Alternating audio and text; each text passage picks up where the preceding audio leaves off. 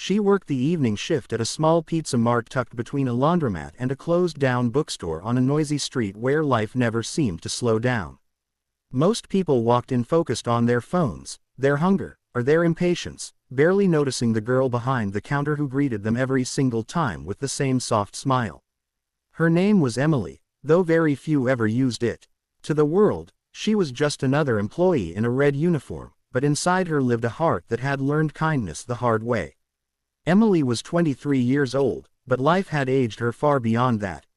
Her father had died suddenly during her second year of college, leaving behind unpaid hospital bills, a grieving wife, and a daughter forced to choose responsibility over dreams.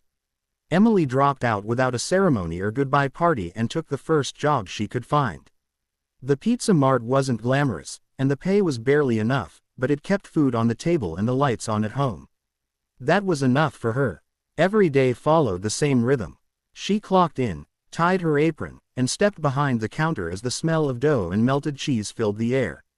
Her feet hurt by the end of every shift, her hands were dry from constant washing, and her back ached from standing too long, yet she never allowed her exhaustion to harden her tone. She said, "Please," and "Thank you," more times than required. She listened when customers complained. She apologized even when things weren't her fault. Kindness, to Emily, was not a performance. It was survival. There was the old man who came every Thursday and ordered the same slice, always paying in coins. Emily made sure his slice was extra warm. There was the single mother who struggled to control her two young boys. Emily added crayons and napkins without being asked.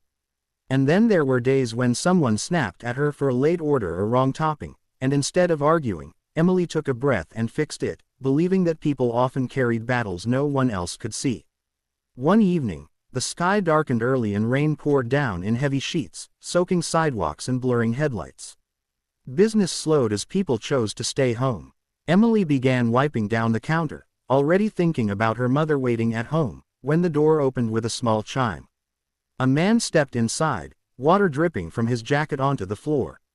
He looked tired, older than his years, with worn shoes and a face shaped by hardship. The room grew awkwardly quiet. A coworker glanced at Emily, then away. Emily met the man's eyes and smiled. "Hi, welcome in." The man nodded politely but didn't move closer. He studied the menu, his eyes lingering on prices longer than necessary. Finally, his shoulders slumped. "I'm sorry," he said quietly, "I don't think I can afford anything here." Emily felt something stir in her chest. Hunger had a sound to it. She had heard it growing up. "That's okay," she replied gently. "You can take your time." He hesitated, then spoke again, barely louder than the rain outside. "I haven't eaten since yesterday." Without thinking too long, Emily turned to the register, ordered a small pizza and a drink, and paid using her own card. She placed the food in front of him as if it were the most normal thing in the world. "Please," she said, "have a seat. Everyone deserves a hot meal." The man stared at her, stunned. His eyes filled with tears he clearly hadn't planned to show. "Thank you," he whispered. "You have no idea what this means." Emily nodded, unsure what to say, and returned to her work. She didn't know that someone else had been watching from a corner table, silently observing every interaction, every small moment of patience and care. The next day, Emily was called into the manager's office. A complaint had been filed about her giving away food. Her stomach twisted. She explained calmly, expecting discipline, maybe even termination. Instead, the manager told her to wait. Minutes later, a well-dressed older man entered the store and asked to speak with her. He introduced himself as the owner of the Pizza Mart chain.